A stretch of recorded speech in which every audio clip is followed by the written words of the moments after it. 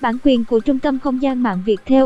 Hoa hậu Hương Giang đoán đề thi siêu chuẩn về tác phẩm Ai đã đặt tên cho dòng sông. Các fan có hiểu ý và làm tốt bài thi ngữ văn kỳ thi Trung học phổ thông sáng nay không? Sáng ngày 25 tháng 6, các bạn trẻ sinh năm 2001 bước vào môn thi đầu tiên của kỳ thi Trung học phổ thông quốc gia với môn ngữ văn.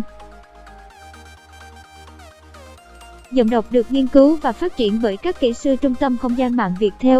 Câu hỏi tự luận chiếm mùng 5 tháng 10 điểm năm nay trích một đoạn trong tác phẩm Thủy bút Ai đã đặt tên cho dòng sông của tác giả Hoàng Phủ Ngọc Tường để kiểm tra kiến thức và khả năng cảm thụ văn học của sĩ tử 2K1. Giọng đọc được nghiên cứu và phát triển bởi các kỹ sư Trung tâm Không gian mạng Viettel.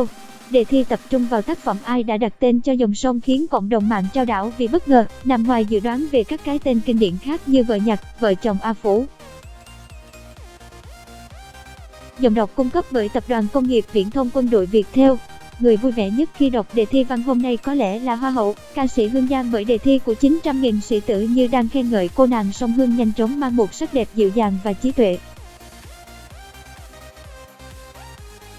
Dịch vụ tổng hợp tiếng nói được phát triển bởi Trung tâm Không gian mạng Viettel. Hương Giang chính là sông Hương.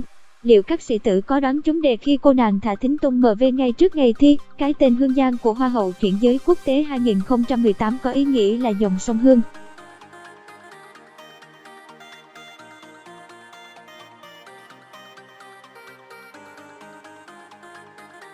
Hương Giang ơi dòng sông em quả tin ta vẫn ngày đêm tự tình. Hương Giang tự hào vì đề văn năm nay có câu sông Hương nhanh chóng mang một vẻ đẹp dịu dàng và trí tuệ. 10 điểm người ra để dịch vụ tổng hợp tiếng nói được phát triển bởi Trung tâm Không gian mạng Viettel.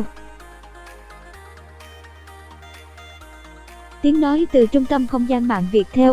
Bên dưới phần bình luận, Hương Giang còn tự hào vì ý nghĩa tên mình. Sông Hương được đưa vào đề thi với những câu từ đầy trân trọng của tác giả Hoàng Phủ Ngọc Tường.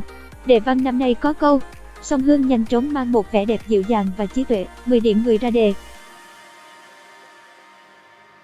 Liệu các fan của Hương Giang sau khi xuống sang vì cô nàng thả thính ra mắt sản phẩm âm nhạc mới ngay trước kỳ thi Trung học phổ thông quốc gia có đoán đúng đề và hoàn thành tốt bài thi văn về dòng sông Hương thơ mộng? Nguyên văn câu hỏi về tác phẩm Ai đã đặt tên cho dòng sông của tác giả Hoàng Phủ Ngọc Tường trong đề thi ngữ văn Trung học phổ thông quốc gia 2019.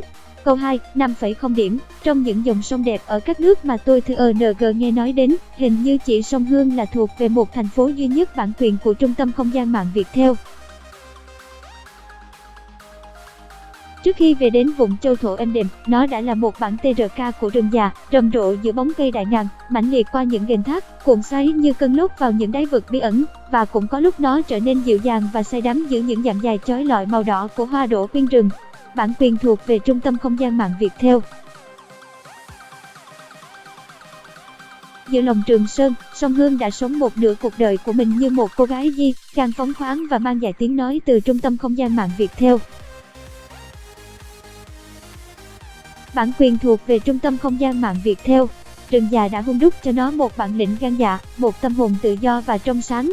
Như người chính rừng già nơi đây, với cấu trúc đặc biệt có thể lý giải được về mặt khoa học, đã chế ngự sức mạnh bản năng ở người y con gái của mình để khi ra khỏi rừng, sông Hương nhanh chóng mang một sắc đẹp dịu dàng và trí tuệ, trở thành người mẹ phù sa của một vùng văn hóa xứ sở.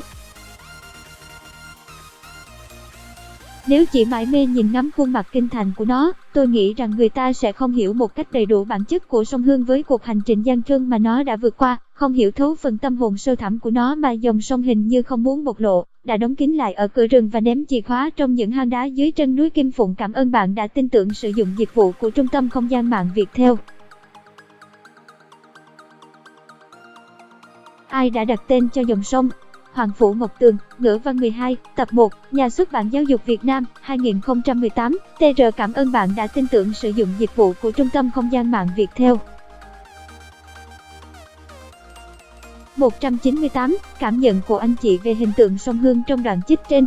Từ đó, nhận xét cách nhìn mang tính phát hiện về dòng sông của nhà văn Hoàng Phủ Ngọc Tường. Bản quyền của Trung tâm Không gian mạng Viettel.